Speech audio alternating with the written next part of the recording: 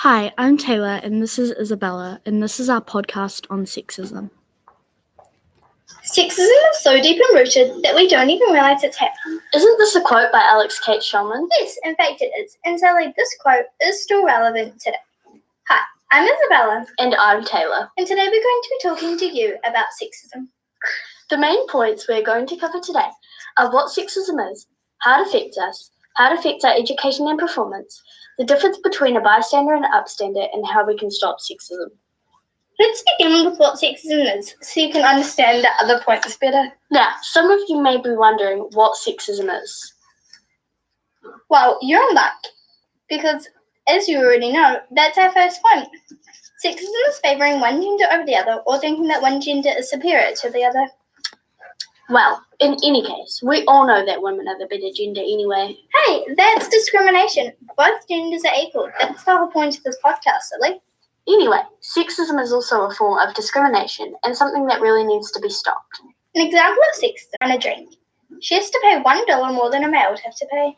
I know this is an unrealistic situation, but let's just go with it. Hey, ignore the person who clearly thinks that one gender is better than the other. What? Girls are clearly the better gender. And this is an example of a sexist person. Yes, this is the type of person you don't want to be. Gender equality is a huge problem in society today. What are your thoughts on it? Do you think gender equality is solved? Do you think that sexism isn't a huge problem in the world today? If you think it isn't, then how about I share some statistics and facts with you that will hopefully change your point of view? I mean, did you know that women are 47% more likely to suffer severe injuries in car crashes because the safety features in most cars are designed for men? That's not all too. Did you know that society is so bad with sexism that people who have experienced it at an earlier age can have their decisions affected by it in adulthood? Wow, really? That's pretty bad. I feel bad for the women out there. Yes, and I'm not finished yet. Did you know that only 6 countries around the world give women equal legal working rights as men? So no, gender equality has not been solved, but I'm not saying it can't change with your help. On to the next point. How sexism affects us. That's my thing to say. Be quiet, I'm trying to educate the people on sexism. Being hurt because somebody said something that offended you is bad, but being picked on because of something you can't change, like your gender, is worse. Even if you make something as small as a sexist joke, you could really be hurting other people. Did you know that 1% of builders are women? Now, if you ask me, building is not my thing, but for some other girls, they may be passionate about building, but never get the chance to because of stereotypes pressuring them. You may think that a small sexist joke can't have a huge impact on a person. After all, it is just a small joke that was intended to be harmless. But making small comments like this can really affect somebody more than you know. Yes, those small sexist jokes and comments can give someone a fixed mindset, like a chain on a dog. For example, they may think that stereotypes are just reality and have to abide by them. A woman may dream of being a builder, like we mentioned earlier, but is caged by stereotypes and then proceeds to think that, oh no, I'm a woman, I can't be a builder. This is how these small sexist acts aimed toward them can make them think and feel. And it's not only women who can be affected by these comments. Of course, boys and men can be as well.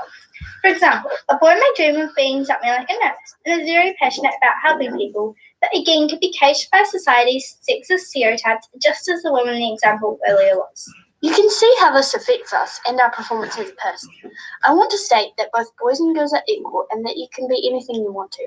Some evidence of this not happening is that 1% of builders are women and 20% of nurses are men. Just know that you can be anything you want to and don't listen to people who tell you otherwise.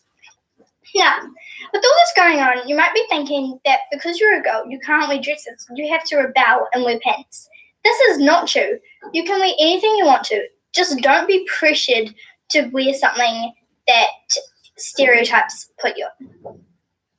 Now on to our next topic. How sexism affects our education. Now, before I tell you some statistics, Taylor and I will tell you a story about a girl that was told she was not allowed an education simply because she was a girl. Now, lucky she overcame all of that, and this is her story. In my community, we have many out-of-school girls. Most of us girls want to be educated, but some parents value marriage more than education. They marry off their daughters, even if they are already in school and doing well. Some of my friends were forced to marry men, and now they look so old. They are not taken care of and must deal with problems beyond their years. I'm the first of 10 children in my family. I have 7 sisters and 2 brothers. My father had little education. He is poor and thinks boys' education is more important than girls' education. My father allowed my younger brother to go to secondary school, but he could not afford to pay school fees for both of us. My education was not a priority because I'm a girl. Without the Centre for Girls' Education, CGE, an organisation that supports girls in northern Nigeria, I would already be married with many children. CGE came to our community and offered girls to help go to school. My father attended the information session and agreed to spare me from early marriage so I could be a part of the program. With a scholarship from CGE, I enrolled in secondary school. They also provided me with tutoring and a safe place to study. The quality of my primary education was poor. I couldn't even write my name. I had to turn to the back of my book and copy the name already written out for me. But when I started attending the Safe Space Club in my community, the teacher mentored us to the basics, A, B, C, D, E, C, T, until we could read and write our names.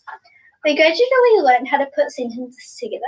Now I can read and write in my native language and also in English. I can clearly understand whatever I read, and I know now if I put in a lot of effort, I can have whatever career I want. My favourite subject in school is physics because I enjoy calculations. I'm currently training to be a science teacher. I want to help girls in my community to understand the importance of STEM education and do well in science subjects. We need more women to work in hospitals as nurses, midwives, or doctors. Most women would like to go to the hospital for parental care and deliver their children, but they do not go, or their husbands don't allow them to go because there are only male doctors in the hospitals and they don't want male doctors to touch them. It is very important for a mother and child's health to go to hospitals when giving birth. I now mentor some of the younger girls in my community. They come to me when they have some personal issues or difficulties in their studies. I teach them why education is important and encourage them to continue with school. I'm a better person because I completed my education. I want that for them too. That was a story of a girl that should have not experienced that, and many more people will experience something like that if we do not stop sexism. And now for the boring part. Oh, do be quiet. Statistics are good too. If you like boring stuff, ignore her. She's just jealous because she doesn't get to say any. Fine, you can say the statistics. But since you interrupted my story, I get to speak too. No, I said it hard to get the statistics. But you interrupted my story. Fine, you get to say some of the statistics. That was all we have time for today. Thank you for tuning in.